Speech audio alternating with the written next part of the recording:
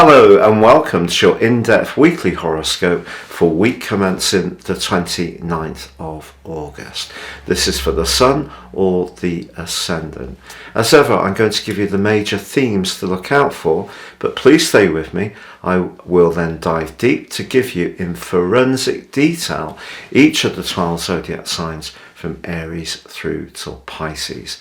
This week begins with the Sun continuing its journey in the sign of Virgo. Virgo energy asks us to be more discriminating, to focus on the details of our situation. If we can make some small adjustments, that can add up to something more substantive. Anything to do with our physical health, the organisation of our situation, or even our jobs and pets, believe it or not, with the 6th house, can take on extra significance. But of course, the new moon, which occurred last week, is still reverberating around the heavens, and that's squared up with Mars, and that square with Mars does continue into this week. Now, this can add an extra dimension to this energy of Virgo, because Mars is in the sign of Gemini, which gives it a passionate desire to express ideas or to be more physically active.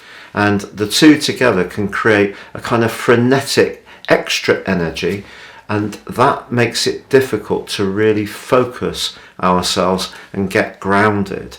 So the key this week is really deciding on what the priorities are, narrowing our focus, and really putting our energy into achieving the significant things that we need to do first. But it's possible that someone could be a bit picky or irritable or overcritical, and we just need to be conscious of that. Now, it's the case that Mars actually forges a brilliant angle to Mercury, now in the sign of Libra, urging us to try to listen more attentively to others, be a bit more detached if people see things in a different way. But this angle to Mars suggests that if there are people that we can collaborate with and work on those details with, but we have some shared ideals that we can, or interests that we can collaborate around, then progress can be made. Mercury is also opposite Jupiter, which is quite a buoyant influence, but it's also important to not promise anything we can't realistically deliver, because Mercury is the communication, Jupiter's the optimism. Now, as we draw to the end of the week, there is on Saturday a quarter moon, and this quarter moon occurs in the sign of Sagittarius, which of course very much enjoys freedom, space and independence. So that need to focus on those responsibilities and obligations that comes from the Sun in Virgo is challenged somewhat. So even more reason not to readily agree or volunteer to anything if we don't have the available free time. Also, the square between Saturn and Uranus, which dominated year 2021 and the start of this year, they are inching closer together. They're going to be within 1 degree between the 2nd and also the 12th of October, but just be aware that the frustration that this particular aspect generated last year is likely to come much more to the fore. Remember, Saturn's about the structure but also the limitation. Uranus is about the truth but also the restlessness and rebelliousness, and therefore they are very conflicting energies.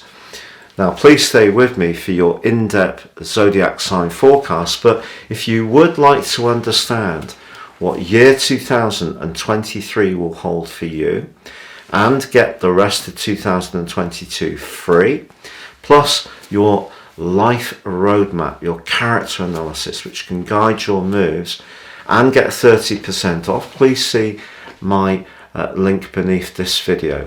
And if you've yet to subscribe to my channel, I'd be honoured if you did so now. Please click or tap on the bell notification symbol. If you've already done so, thank you so much for your continued support. So Scorpio, your week commencing the 29th of August forecast sees your ruler Mars, your traditional ruler Mars, continuing its tense right angle to the Sun in your sector of friendships. Is there some politics around a group situation? Or do you want something different from a long-term partner?